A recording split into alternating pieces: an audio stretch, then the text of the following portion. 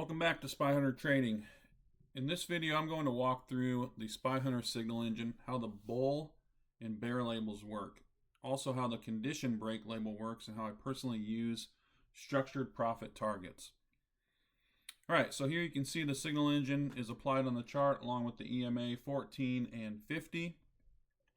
And you can see here, it's built to identify the first moment when trend, momentum, and strength all line up.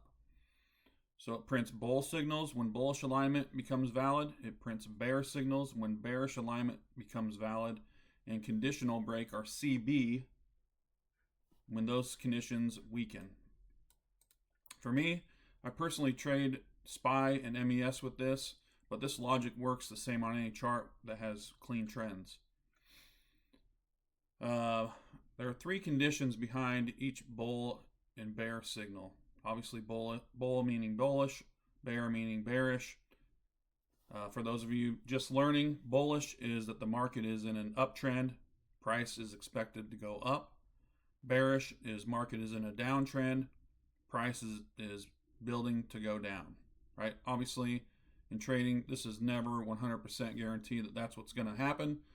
This is just the way that I use it to try to identify where momentum's at.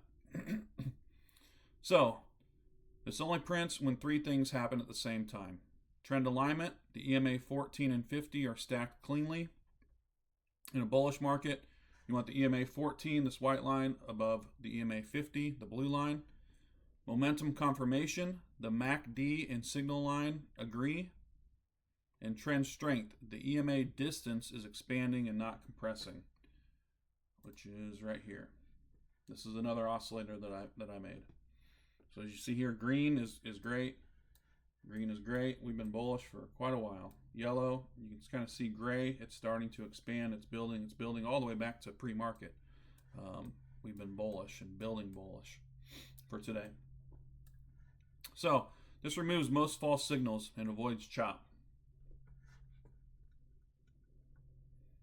All right, so let's take a look again at today, right? One of the biggest problems that people face, or that I face, is the indicators firing every candle, right? This system only fires the first valid signal when conditions flip from valid, or from not valid to valid. So if the trend continues, we won't get spammed with alerts. You won't get a bunch of noise. You only get the clean first entry. You stay focused on one opportunity at a time. So as you can see here, here was the clean entry at 9 a.m. Central Time today. Last, you'll get a CB label that stands for condition break. This should tell you that, hey, one of these things no longer, like all three of these conditions are no longer being met. And you can see here at 10:35, we got that signal. It doesn't mean you must exit. It simply means that, again, one of the underlying conditions that produce the bull or bear signal has weakened. For me, I personally don't wait to exit here. That's too much risk for me. I don't want to hold the trade that long.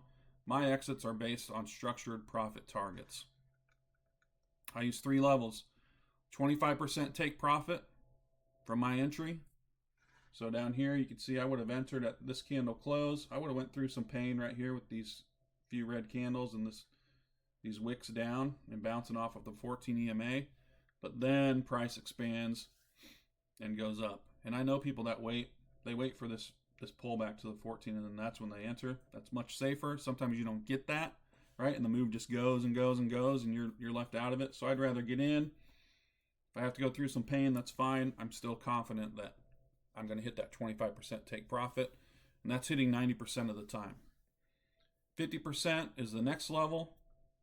That's hitting at 80%. Hits often in clean trends. Still, again, you know, like I said, you had some pain to go through, but then it actually hit. I think 50% hit right here, 25% hit right here, I believe, or maybe right here, down here somewhere. I don't remember. But anyway, it hit. 100% take profit is kind of the last stop for me. If I can get my stops in place and just lock in the profit at 25%, then I wait for it to go up to 50%. Oftentimes I get stopped out at 25%, but I try for that. Then once it gets to 50%, I move my stop up to that and just leave it there and lock in that 50% profit. And then if it gets to 100%, great. If it doesn't, I at least get the 50% locked in.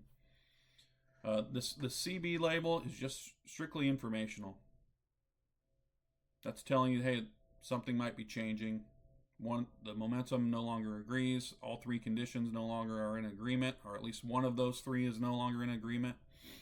And you may want to think about, if you're still in the trade, what your next move is. Like I said, for me, I rarely am holding that long unless the 100% take profit hits. I can get my stop there and set it there, and then just let the trade play out and do whatever it wants to do.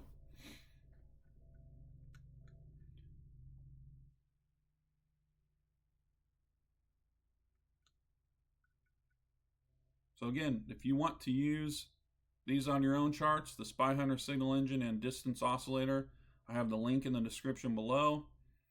Again, I trade the SPY and MES with this every day, but it can be applied on any trending market. Thanks again for watching, and we'll see you next time.